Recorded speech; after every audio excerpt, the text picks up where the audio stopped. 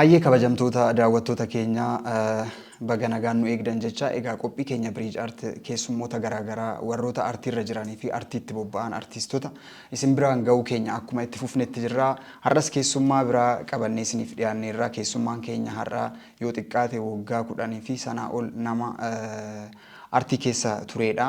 Ana caalammoo inni kan isinii wal baru ta'a asirratti weellisaa Daraaraa Urgeessaa. Ayyee. Baga nagaan dhuftee mee daawwattoota keenya faana ammoo wal bari.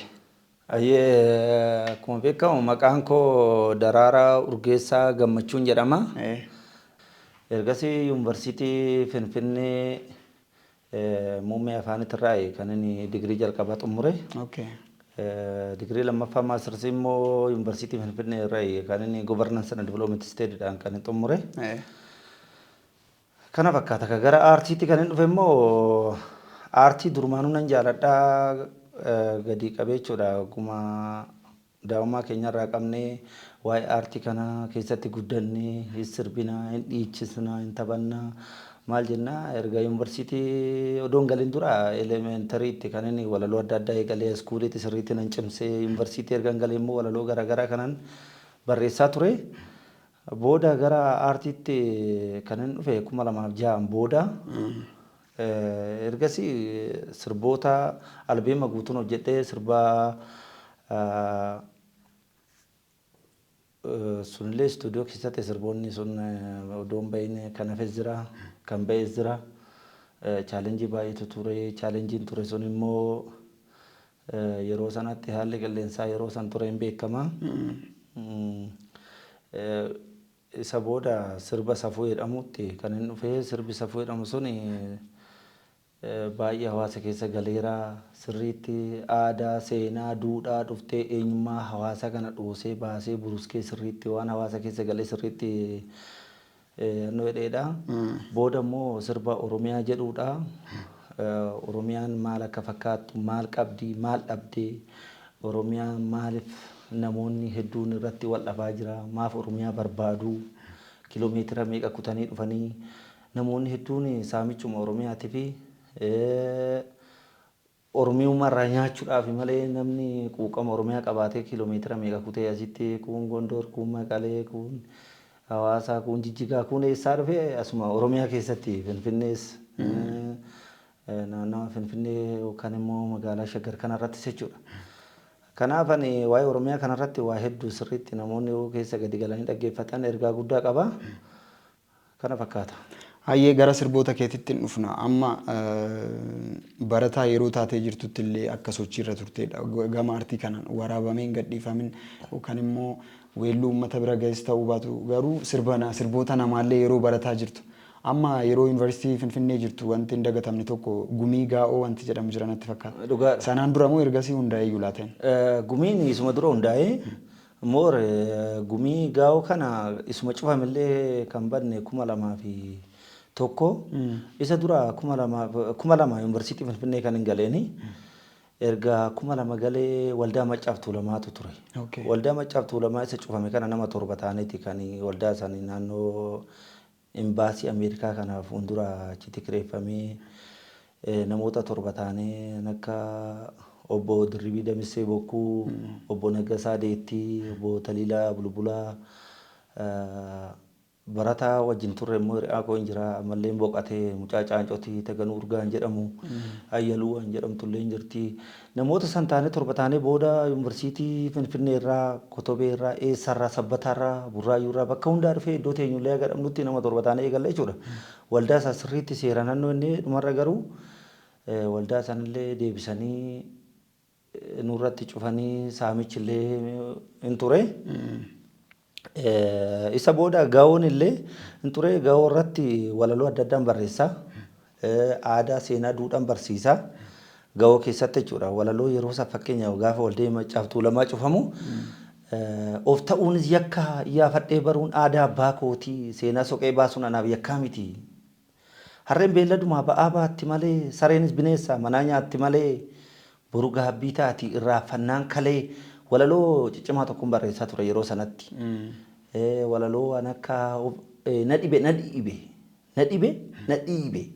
dukkanni gurraachi halkan sururtichi guyyaan iddoo dhabee halkan iddoo qabee guyyaa maa calliste dubbadhu himadhu dhoosi baasi himi guyyaa fi halkan illee wal maddii qabsiisee yeroo san ka chaalenjii ture san isa faa waan akkasii kana qindeessan ture yuunivarsiitiitti jechuudha.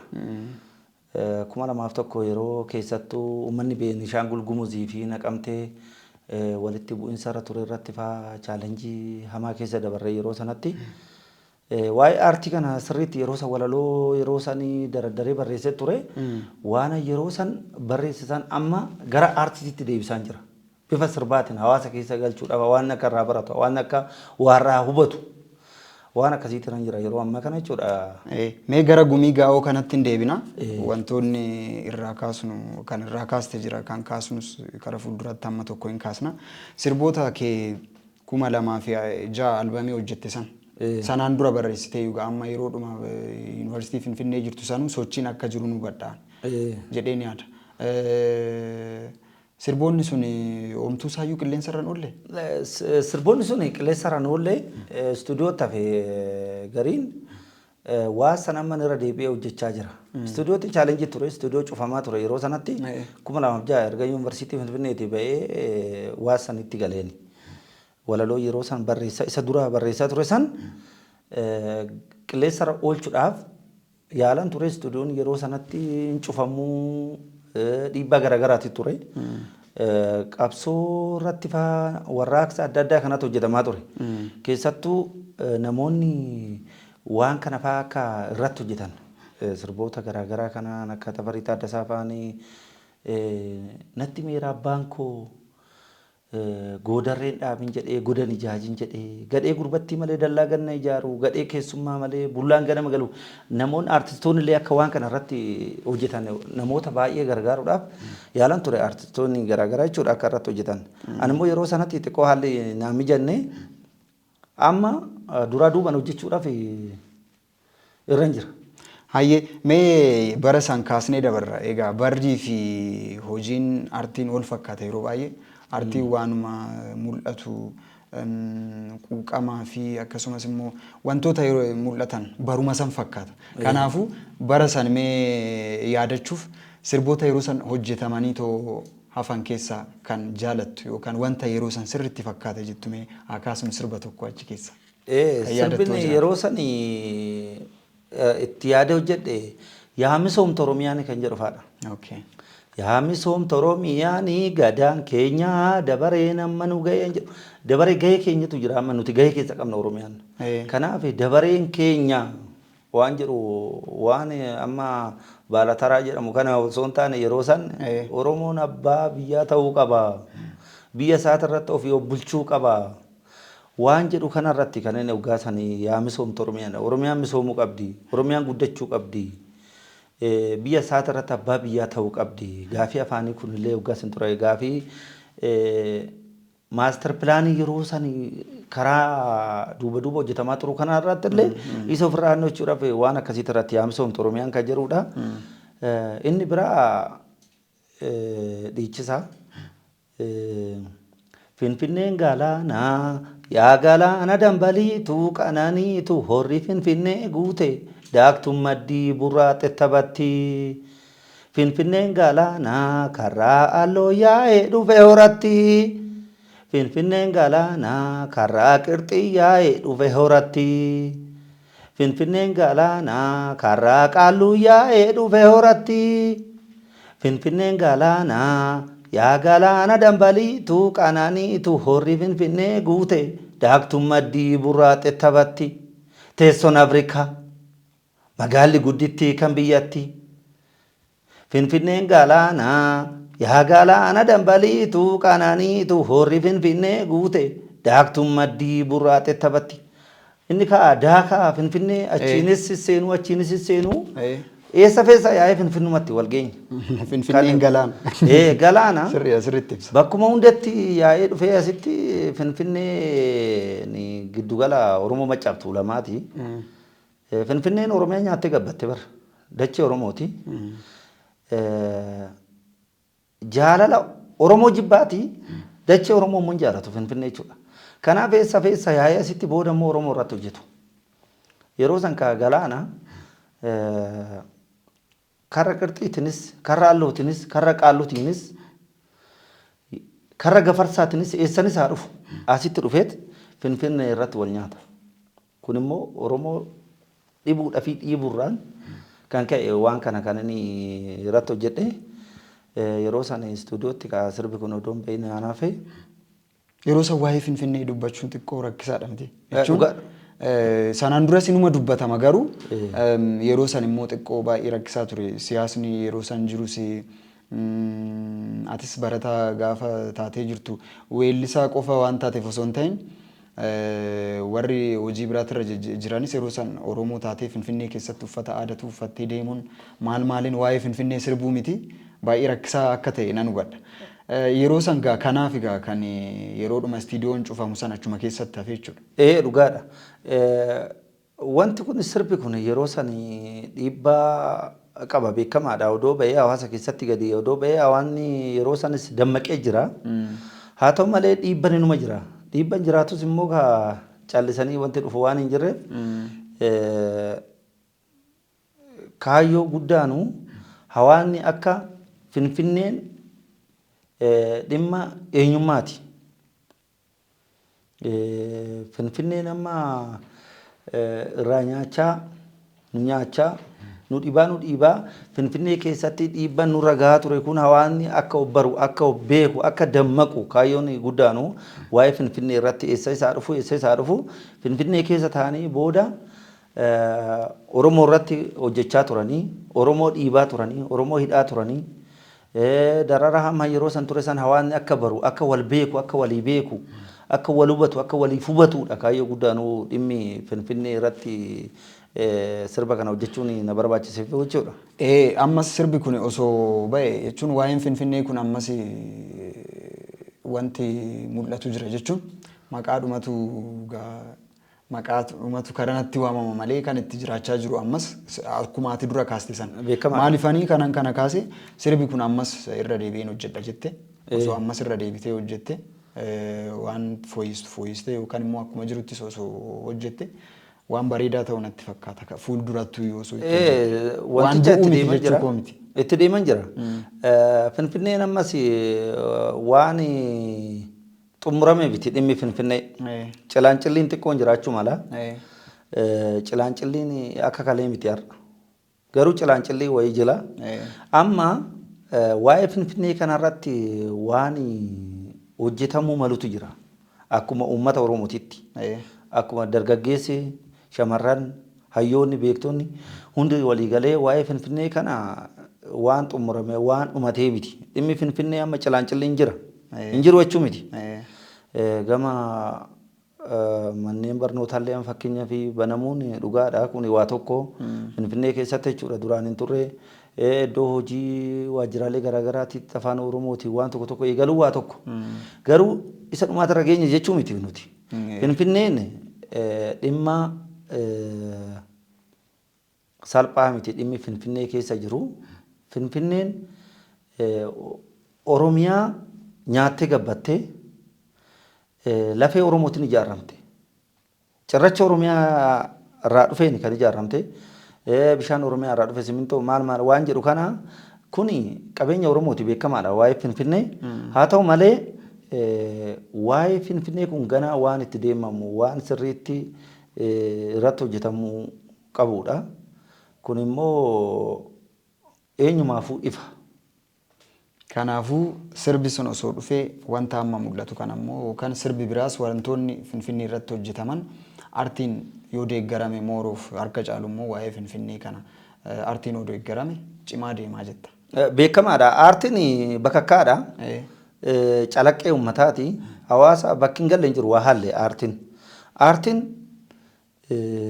ijaaruufillee diiguufillee waa hedduu tolchas waa hedduu balleessas aartii keessatti jechuudha. Aartiin waa haallee.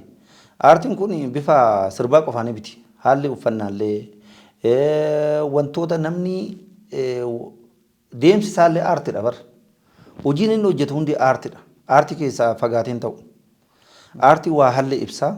Wanti aartiirraa adda bahu tokko hin jiru jechuudha. Kanaaf bifa aartii kana immoo sirriitti waa'een Finfinnee kun sirriitti yoo irratti hojjetamee hawaasni akka obbaru akka obbeeku akka wal beeku akka walii beeku sirriitti irratti hojjetame gaariidha jedhee abdiin qaba.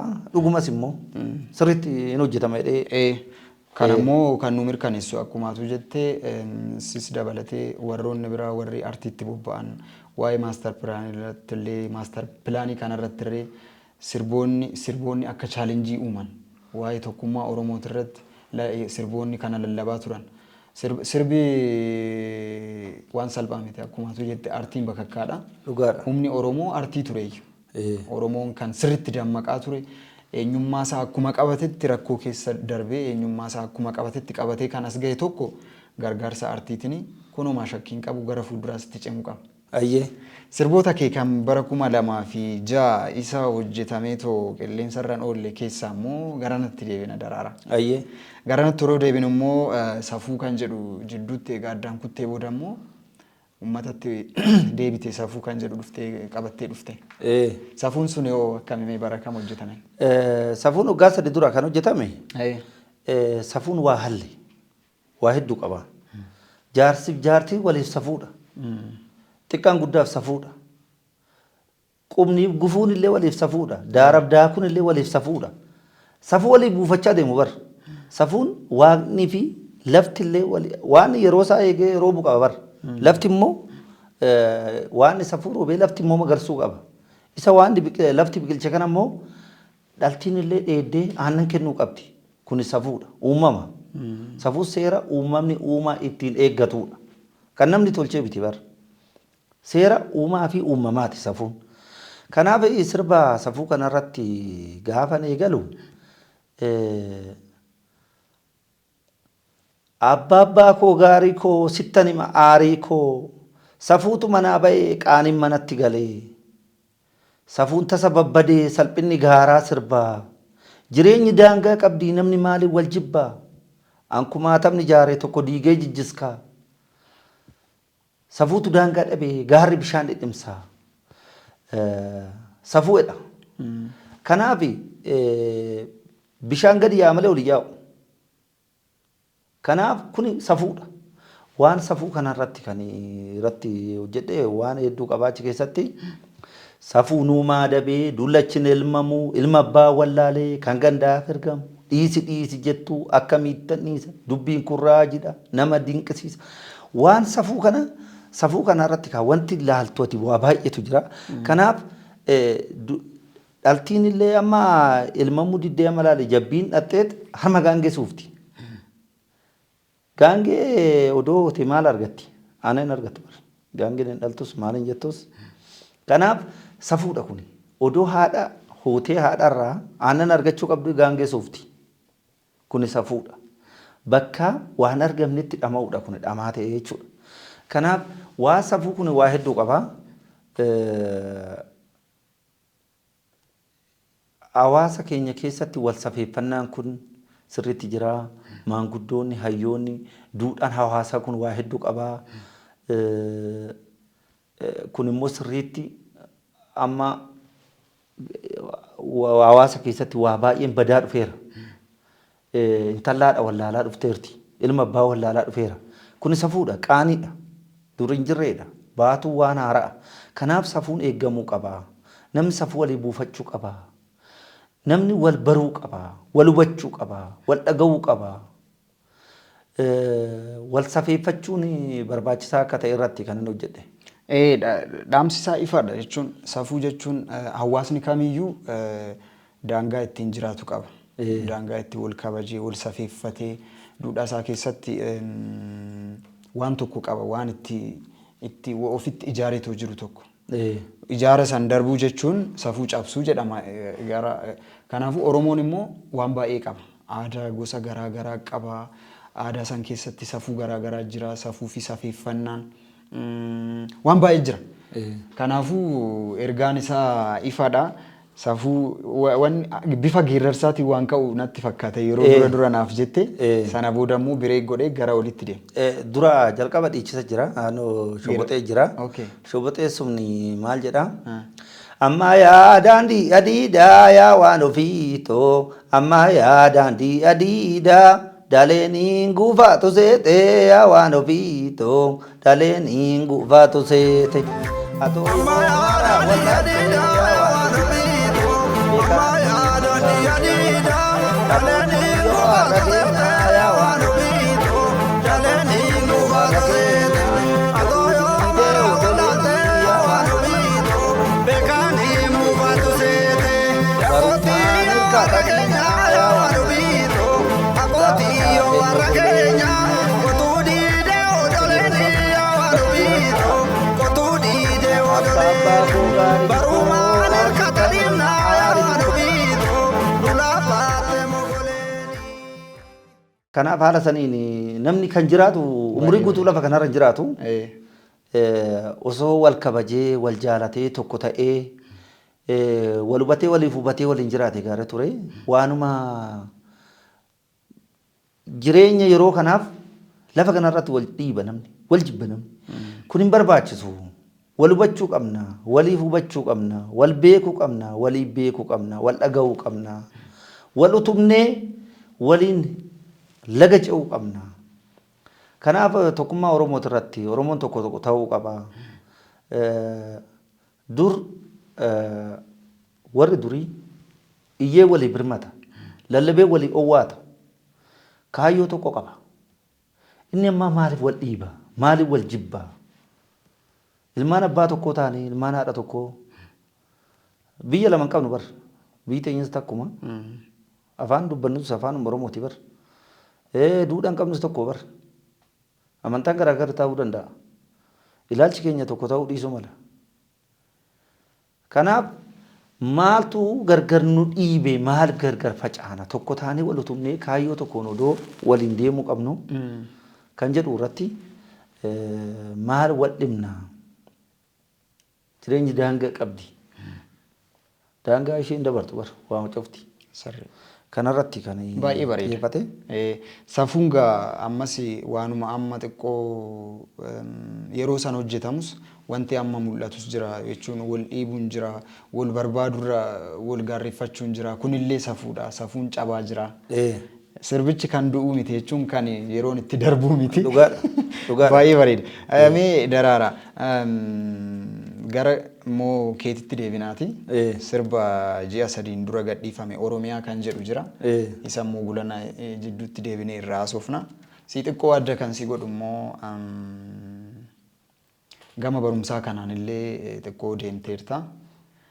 Sanumaayyuu immoo afaan baratte. Afaan Oromoo baratte. Dhugaadha. Litireecharaa jechuudha. Litireecharaa baratte. Egaa yeroo baay'ee warri afaan baratan kun yookaan gara miidiyaa dhufuu yookaan immoo kominikeeshinii irra faa ta'uu yookaan akkuma kee immoo weelluttis cabsanii seenuu afaan barachuu jechuun waan salphaa miti kan. Dhugaadha. Maastarsii keellee isumaan hojjette? Maastarsii governance and development state dhaani. Okay. Amma pozishinii biraallee waan qabdu natti fakkaate jechuun hojii biraarallee akka jirtu hojii artiin ala. Dhugaadha. Okay. Hojii dhuunfarra moo? Hojii non governmental organization dha. Dhaabbata Live Environment jedhamu irratti hojjechaa jira. Environmental protection akka capacity building resource mobilization forum dhaabbilee garaagaraa wajjin kan hojjechaa jirru waan akkasii irra jira. Afaan ittiin kan afaan baratte sanis ittiin hojjechaa jirta. Kan immoo maastarsii ittiin baratte kanallee amma ittiin hojjechaa jirta. Kan afaan isaan kinoo gara weellituun fidaa jirta. Dhugaadha. Walaloo afaan barreessaa kan namootaallee namoota hedduullee gargaaran jira. Walaloo afaan barreessaa. Walaloo waraabamee dhumne mallee hedduun qaba ofii kootiif barreessu yeroon taa'u galgala halkan ka'ee walaloo barreessaa walaloon barreessu kana toora qabsiisin teechisaa jira jechuudha. Itti deeman jira amma gara sirbaa hawaasa barsiisuu irratti hawaasa hubachiisuu irratti waa baay'een dhamaa jira ammaaf isa san afaan barreessaa walaloo. Yeroo tokko artiin yeroo si keessa jirutti immoo biizinasiin biraa biizii nama gochuun jira. Dhugaadha. Kana wajjin akkamitti walitti deemaa? Waa tokko biizii nan godhan. Anamma maal biizii nan goone halkan galgala duraallee amma naannoo isaa afur booda warra fi halkan isaa sagal booda ka'een walaloo kana nan barreessaa kitaabilee adda addaan dubbisaa waan an hojjechuu qabu halkani yeroo boqonnaa kootii boqonnaa yeroo sagantaadhaan wanta hojjechuu qabu sagantaadhaan hojjedhaani. Waa tokko biiziin an godhu sirba kana immoo kan shaakalullee ofuman dhaggeeffadha. Taa'een kunoo akkamitti hawaasatti dhiyaate gaariidha. Hawaasni maal irraa barata? Waa'ee kanaa maaltu hawaasni maal barbaada kan jedhu sana irratti fakkeenyaaf akkuma dura kaase waa'ee safuun kuni haga ammaatitti aadaa duubatti hafaafaa waan jedhantu jira. Aadaa duubatti hafaan hin jiru. Barsiifata duubatti hafaadha kan jiru. Waan baranii fi waan barsiifatan jiraachuu mala. Aadaan garuu duubatti hafaan hin jiru. Kanaaf namoonni waan kanallee sirriitti beekuu qaba.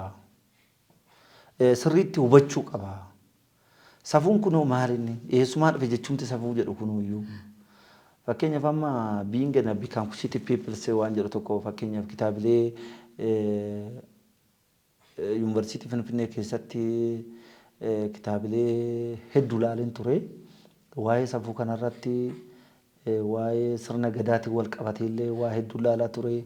Gadaan maal akka fakkaatu sirni gadaa kunoo maal akka fakkaatu gadumti gadaa jechuun maal jechuudha. Gadaan umuriidha bara paartiin tokko aangoorra turu jechuudha. Kanaaf gadaan ka sirna qabaa sirni isaa sun immoo akkamitti deemaa gadaan shanantu jira. Shanan gadaa kunuu gadaa meelbaa akkamitti mala akka baasaa ture. Muudaan akkamitti muuduu akka danda'u. Aangoolee akkamitti akka kennuu danda'u. Biifoolee bifa bareedinaatiif akkamitti akka ooluu danda'u. Kiiloolee killa lixeedha gaafa qabeenya horatee maal akka ta'uu danda'u. Michilla lolee akkamitti akka diina injifatu. Gadaa michilla jedha. Gadaa shanantu jira. Shanan gadaa Oromoo kanallee maali wal qabsiisa Oromoon. Shanan yayyaba Waaqayyoodha. Shanan odaa Oromoodha. Shanan quba harkaa jedha. Kanaaf waan akkasii kana safuudhaan akkamitti walitti dhaama wanti kun waan jedhu irratti illee wantoota baay'eedha kan inni ilaalaa ture. Seenaallee baay'ee hordofta yookaan immoo itti siqxa yookaan sarchi gootanii dubbistaa jechuudha. Dhugaadha. Kanaafuu sirba hojjechuuf amma ati walaloo tokko barreessuuf seenaa ni beekta taanaan nama biraa gaafachuu hin deemtu yookaan immoo muuxannoo keetirraa kaatee yookaan wantoota dubbisteerraa kaatee kan biraatu deeggaruu ni dandeessa jechuudha. Dhugaadha. Amma sirba kanas gaafa hojjetan wanta hawaasa keessa galu seenaanis immoo seenanii fi sheenan garaagarummaa qaba. Wanti seenaa kun seenaa dhugaa irratti hundaa'e ta'uu qaba. Waan dhugaa lafa jiru. Waa barraa'e hundi dhugaa miti. Waa namni dubbatanis akkuma warri yannoo kun warri adii kun many people write the history.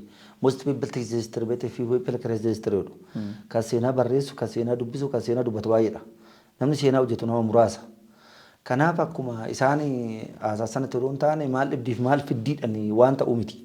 Sirriitti isa seenaa dhugaa irratti hundaa'e waan sirrii waan qabatamaa irratti hundaa'aniiti wanti hojjetamuu qabu hundi isaatu jechuudha. Yookaan seenaa keessatti illee waan nama gaafachiisu ta'uu danda'a.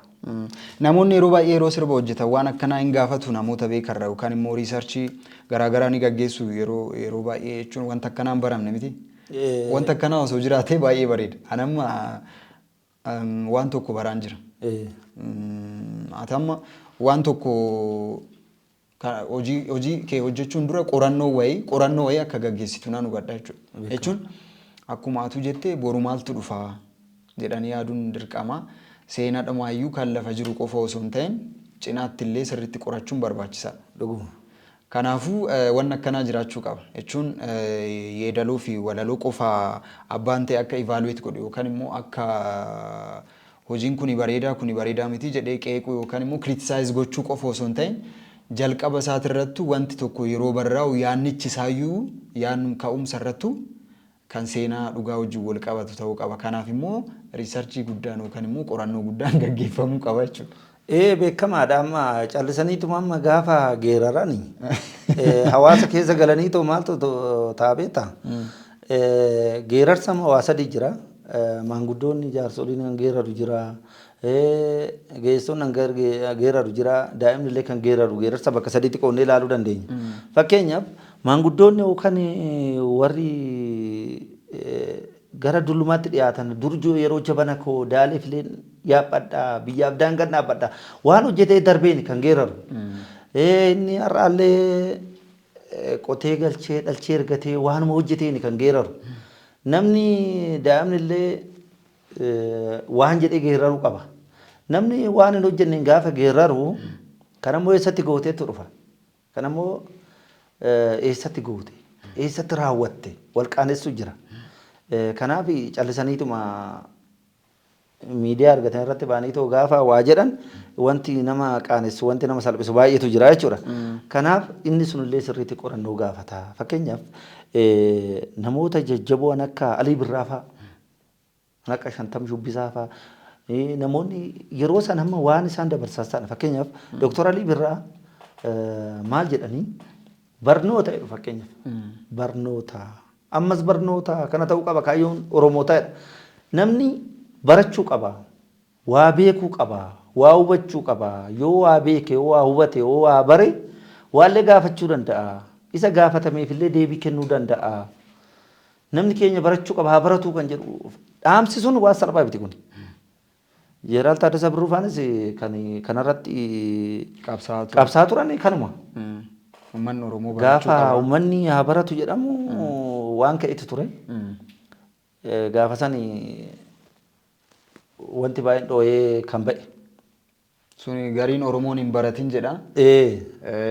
Namoonni immoo illiitonni Oromoo yookaan immoo yeroo san qabsaa'onni Oromoo yeroo san kan turan Oromoon barachuu qaba. Akkuma Alii Birraa fa'aa akkuma Taaddasaa Birruu fa'aa jedhan Oromoon barachuu qaba kan jedhan jiru. Oromoon oo barate immoo nu balleessaa kan jedhanis jiru. Beekamaadha. Daangaallee godhanii turanii bara. Oromoo namni inni baratu daangessanii turan. Kanaa ol akka hin baranne kan jedhanillee daangessanii turan bara. Kanaaf uummanni keenya haa baratu kan jedhu gaafa ka'e namni baratee waa hundaafillee tole hin jedhu bara. Namni waa beeke. Wallaalatu nama miidhamu. Yeroo baay'ee beekaallee hayyootallee kan miidhu nama waan beekne yeroo baay'ee nama waan hubanne nama icciitiin hin galleefitu orma gammachiisuudhaaf lammii ofii balleessa. Kunillee namni beeku maaf ta'aadha. Boruun waan isa gaafachiisullee waan isa dhibullee waa hunda adda baasee beeka. Calalee too sirriitti jechuudha. Kanaaf waan akkasii kan kaasanii turanii namoonni immoo callisaniituma sirba nutti bareede jedhanii hojjetanii jiraachuu mala. Wanni sun immoo hawaasa keessatti waa baay'ee balleessuu danda'a. Nutti bareede jedhaniituma gaafa waa jedhan waan seenaallee tuqu waan hawaasallee tuqu wantoonni akkas akkasii sun barbaachisaa miti. Sirriitti itti yaadamee sirriitti qoratamee yoo hojjetame gaarii ta'a jedhee abdiin qabaani. Daraaraa galatoomii waan gaarii naaf kaasaa jirta. Gama biraatiin immoo sirbi amma ji'a 3 dura gadhiifame jettu kun jira. Sanaan dura mee garuu gara gaa'ottan si deebisa. Yeroo san yeroo 6 kiiloodhaa ture wanni OCR irratti immoo bakkam ture yookaan wanni. Waannoon gaa'oon eessatti walitti qabama giddu galuma aadaa yuunivarsiitichaa. Gaa'oon galmichi ofuma danda'ee jira. Dallaadhuma keessatti. Dalluma yuunivarsiituma Finfinnee meen kaampaasii isaa kiiloo 6 achuma keessa loo laabireerii fuuldura yookaan immoo gara muuziyeemii jedhamu dormii shamarranii cina kophaa karraa 5ffaadhaan akkuma seenaa harka bitaarra achitti ture. Inni giddugala aadaa yuunivarsiitichaati inni garuu. Akkuma walii galaatiitti fakkeenyaaf yeroo isaanii kan ture gaa'oon kun addaan qoqqoodamee kan naannoo Amaaraatiillee aadaa isaaniillee guyyaa qabu warra Tigraayillee guyyaa qabu. Kan keenya kan uummata Oromootis kophaatti jira. Guyyaa guyyaadhaan addaan qoqqoodame. Kanaaf guyyaa fakkeenyaaf keenya guyyaa kamisaati. Guyyaa sana uffata aadaa uffannee achitti gaa'oo sana irratti namoonni eebbaa dhiyaatan hin jiru. Inni eebbisuu eebban banamaa eebban cufamaa achirratti walaloo adda addaa diraamaa adda addaa seenaa ofii barsiisuu duudhaa ofii barsiisuu. Waldammaqsuu irratti kan hojjetamu haa ta'u malee achirratti yeroo sanatti waa'ee siyaasa kan jedhamu jiru aadaadha seenaadha duudhaadha walaloo adda addaatiin kan ibsannu achirratti jechuudha. Hin qoramuyyuu yeroo waan ta'e dhiyeessuuf taatan. Isa sani kan gulaalu Duuba wanti gulaalu humni wayii hin jiru. Yookaan immoo wanti dhiibbaa wayii hin jira miti. Beekamaadha inni yeroo sani basaasoo hedduutu jira beekamaadha. Achi keessatti abaloo akkas jedhee abaloo akkana jedhee namni tokko yoo waan tokko inni jedhee ogasuma butanii rakkoon ture beekamaadha. Haa ta'u malee garuu achi keessatti isuma sanuu iyyuu nuti hin gulaalla walaloo sun gulaallameeti calliseetuma abbumtee fuudhee dhufeetuma waan barbaade achitti dabarsoo doon taane gulaallameeti gumii san keessa koree jira koreen walaloo gulaaluun jira diraama sanillee sirriitti ilaaluun jira wantoota achirratti darbu sanillee kan ilaaluun jira achirratti hoogansa qaba itti aanaa qaba koree qaba wanti sun jechuudha gaa'oo achi keessatti haala saniin ture. Yeroo ati jirtu itti fufee ture jechuudha gaa'oo. Itti fufee ture isa dura itti gaafatamaan turerraa gara jaatanii galgaloo jedhamu isaanirraa immoo gara Gololchaa Baalliitti dhufe haala saniin kan ture. Yeroo ijoolleen achitti amma waa'ee sanaa yeroo kaasan keessumaayyuu sirna sana keessatti reebichi fa'aa akka jiru waan baay'een akka jiru tokkoffaa akka addaan citullee kan taasisu afaan Oromooti irratti keessumaayyuu shakkii baay'ee waan jiruuf warra gumii gaa'oo kana baay'ee akka raasaa turanidha immoo kana. Beekamaadha inni wanti sun yeroo sanii rakkoon sirriitti jira. Rakkoon jiru garuu xiyyeeffannoo guddaan uummatuma Oromooti irratti ijoollee Oromootii barattoota Oromooti irratti xiyyeeffannoon eenyu faatu dhaqee eenyu faatu maal jedhee kan jedhu sun sirriitti jira beekamaadha. Qorannoo guddaan achirratti nama afaan hin dhageenye faatu achi keessa seenillee ilaalaa ture. Baay'ee jechuun dandeessoo maal jedhanii maal jechaa jiranii maal wanta darbisa illee nama biraa achi keessaallee nama fudhatanii seenanii afaanuma isaa illee beekamaadha. Wanta akkas akkasii garuu wantichi akkana ta'e jechuudhaaf cufamee hin banamaa. Booda garuu gaafa hankaanii wanti dubbatamu tokko hin jiru beekamaadha. Xiyyeeffannoon uummata Oromooti irratti. Sirba barbaadan sirbuu hin dandeessa. Hin danda'amu. Inni suni sirbi yeroo san darbu keessaa laallameeti. An barbaade sirbuu hin dandeessu. Akka barbaadetti. Gaariidha. Jechuun nama achi turee dabarsirraa dhaga'uun waan tokko dheetanan amma gumiin gaa'oo sun baay'ee beekamaadha jechuun namoota baay'eetu beeka. Warroota achi turan qofa osoo hin ta'in ijoolleen achitti yeroo san gumiin kun akka itti fufu yeroo san warri ijoollee turan jechuudha. Atis yeroo san ijoolleedha. Warri achi turanii qabsoo tokko ture iyyuu of danda'e. Beekamaadha. Isaadha. Haa ta'u kaamee garanatti deebinamu. Sirba kee isa ji'a sadii dura gadhiifame kana YouTube irra jira natti fakkaata. YouTube irra jira. Oromiyaa Art Institute irra jira. Sirbichi Oromiyaa jedha. Oromiyaan sirbi Oromiyaa jedhu kun waa hedduu qaba. Sirbi kun biitii wallootiin hojjedhe. Dachee Oromiyaa madda galii biyyaa icciitii jireenyaa hundumtuu si hawwaa. Ayyaattuu qabaattuu haadha dacheen margaa oomishaan beekamtuu bobbaafatte sangaa. Dirree qananiitu kan safuun badhaate lalisee dagaagaa kan dhangaa kee nyaate. Qamadii akoomnan keessatu gubataa garbuun qola qabdii eenyutu hubataa. Lakkii wabii to'edha.